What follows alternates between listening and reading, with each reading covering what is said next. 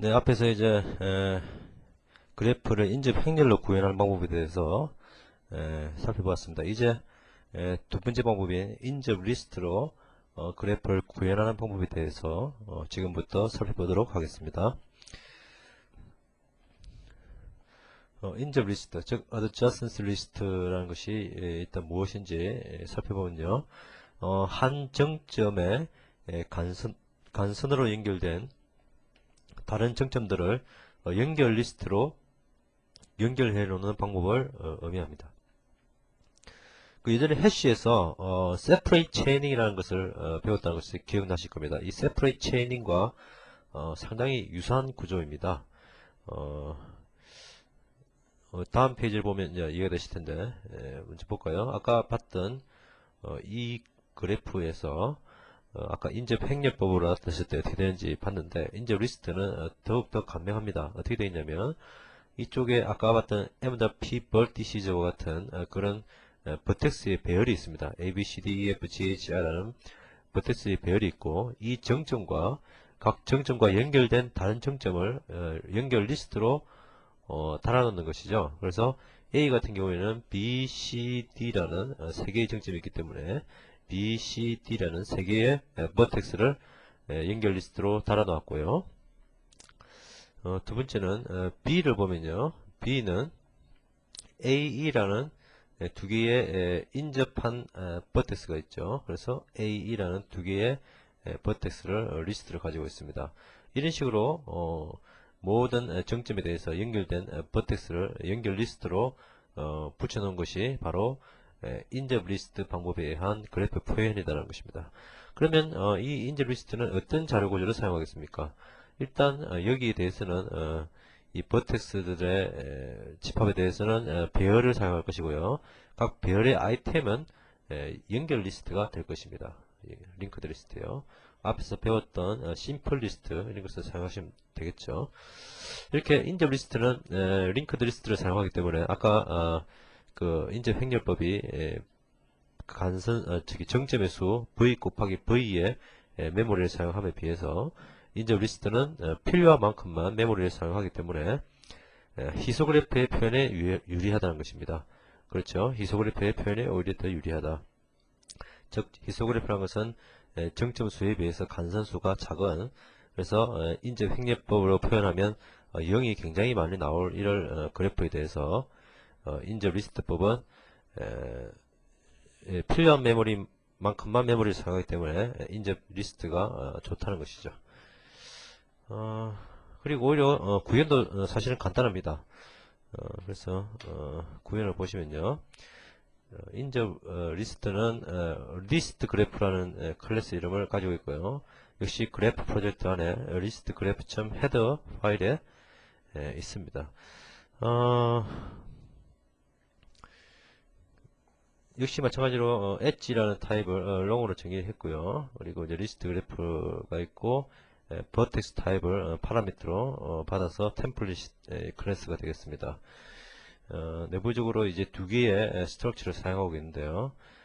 보시면 ADJ라는 adjust라는 것이죠. 인접 버텍스를 나타내는 adjust 버텍스가 있고, 그다음에 아이템이라고 하는 그 버텍스들의 행렬이 있습니다. 저기 배열이 있습니다. 그래서 이 아이템을 먼저 보면요. 이 보면 아이템의 M.P vertices라고 해서 아이템의 배열이 있죠. 그래서 아이템을 이렇게 배열로 만들고 이 하나의 아이템은요. 이 하나의 아이템은 버텍스 값을 가지고 있고요. 그리고 링크드 리스트, 심플 리스트죠. 그러니까 심플리 링크드 리스트, 링크드 리스트를 가지고 있습니다. 그래서 이렇게 줄줄이 달겠죠. 근데 이 링크드 리스트는 ADJ 타입이죠. 그래서 ADJ가 뭔지를 일단 봐야겠죠. 그래서 이 ADJ라는 것은 이 동그라미에 해당되는 것인데요. 이것의 리스트니까요. 이 ADJ라는 것은 당연히 이제 인접하에 있는 버텍스를 가지고 있어야 되고, 그리고 엣지를 하나 가지고 있습니다. 즉 얘와 얘 간의 비용이 얼마이냐, 또 얘가 얘 간의 비용이 얼마이냐, 이런 것을 웨이트를 가지고 있는 것이죠. 이렇게 버텍스와 엣지를 가지고 있는 스트럭처가 된다. 그리고 이제 나중에 리스트에서 이 버텍스를 찾아야 되기 때문에 이 리스트에 대해서 find operation을 쓸 거거든요. 그래서 operator 이꼴을 정의를 합니다. 그래서 이것은 vertex만 같으면 되기 때문에 vertex가 같으냐 이 인자로 들어온 이거와 vertex가 같으냐만 판단해서 이 ADJ가 같은 것인지 찾는 것이고요. 이것은 생성자 두 가지가 있습니다. 그래서 vertex V와 엣지를 받아서 생성자를 하는데 weight는 1을 기본으로 하고 있고요. 디폴트 생성자 도 있습니다. 이렇게 그래서 이렇게 그 ADJ가 그 링크드 리스트의 한 노드가 된다라는 것을 알아주시면 되겠습니다. 그래서 뭐 클래스 구조는 아까 봤던 어레이 그래프와 크게 다르지 않습니다. 생성자와 제거자가 있고 기본적인 유틸리티 펑션들이 있고요. 그리고 아까 말했던 비짓 있고요. 그리고 이제 계속 살펴볼 기본적인 오퍼레이션들이 있는 이런 구조입니다. 역시 데이터 타입에는 아이템의 p vertices가 이것을 나타내고요. 이 안에 이제 리스트가 들어있기 때문에 요거 하나만 있으면 될 것 같고요. 그 다음에 사이즈, 이것의 사이즈입니다. 이 사이즈가 디폴트로 지금 현재 100으로 되어 있고요. 그 다음에 m count는 실제 여기에 버티스가 몇 개 들었는지를 나타내는 것입니다. 크게 뭐 어레이 그래프와 다른 비슷하기 때문에 어려움이 없을 것이라 보고요. 리스트 그래프의 어떤 기본적인 펑션들에 대해서 아까 그 어레이 그래프와 어떤 차이점이 있는지 눈여겨보시기 바랍니다. 보시면 리스트 그래프의 생성자가 먼저 있는데 생성자는 사이즈가 들어온 만큼 m.p vertices를 아이템의 n 사이즈 개로 뉴를 해주는 것이죠. 그리고 제거자를 보시면 당연히 이것을 지워줘야겠죠. 그리고 이제 두 가지 기본 함수 find vertex와 add vertex가 있을 수 있는데요. find vertex는 아까 말했듯이 vertex v를 받으면 그것이 아까 그 m.p vertices 벨 있죠. 여기에 몇 번째 놈이냐를 찾아주는 것입니다. 그래서 카운트까지 돌면서 m.p vertices i의 vertex가 v와 같은지 이것은 아이템 타입이죠. 아이템 타입 보시면 vertex라는 멤버가 있으면 알 수 있습니다. 그래서 vertex가 같으면 그 인덱스를 리턴하면 되고 다르면 즉 같은 게 없으면 마이너스 1을 리턴하면 되겠죠. add vertex라는 것은 여기 vertex가 없어서 새로 추가를 하는 경우입니다. 그래서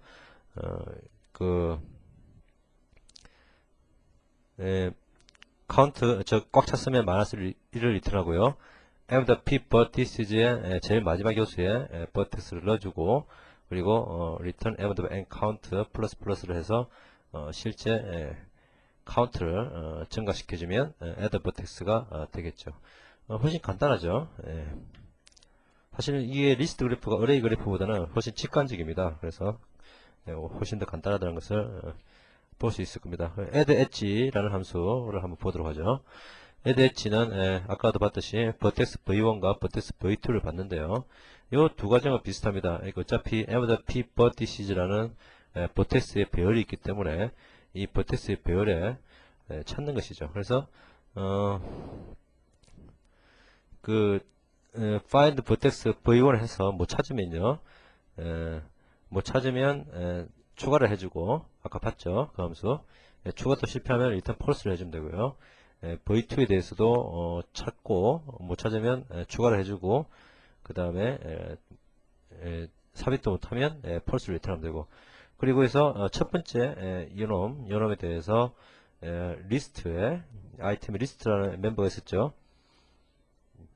리스트에 add head를 해서 새로운 자료를 넣는 것입니다. 이 add head는 v1에는 v2라는 이것을 넣어서 만드는 것이죠. 위 웨이트. 그러니까 v2와 웨이트를 이용해서 ADJ 생성자를 이용해서 새로운 ADJ 아이템을 만들어서 여기에 삽입하는 것이고요. v2는 또 요거와 대칭되게 이쪽에 찾아서 이제 v1을 삽입하는 것이죠. v1과 웨이트를 줘서 헤드를 하는 것이죠. 이렇게 add 엣지가 구현이 됩니다.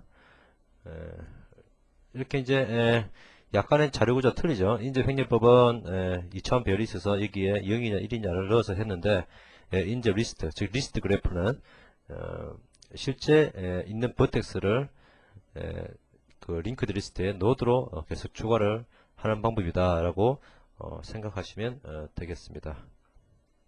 이렇게 이제 그래프를 표현한 방법에 대해서 공부를 했으니까 이제 실제 그래프를 가지고 어떤 알고리즘들이 있는지 보도록 하죠.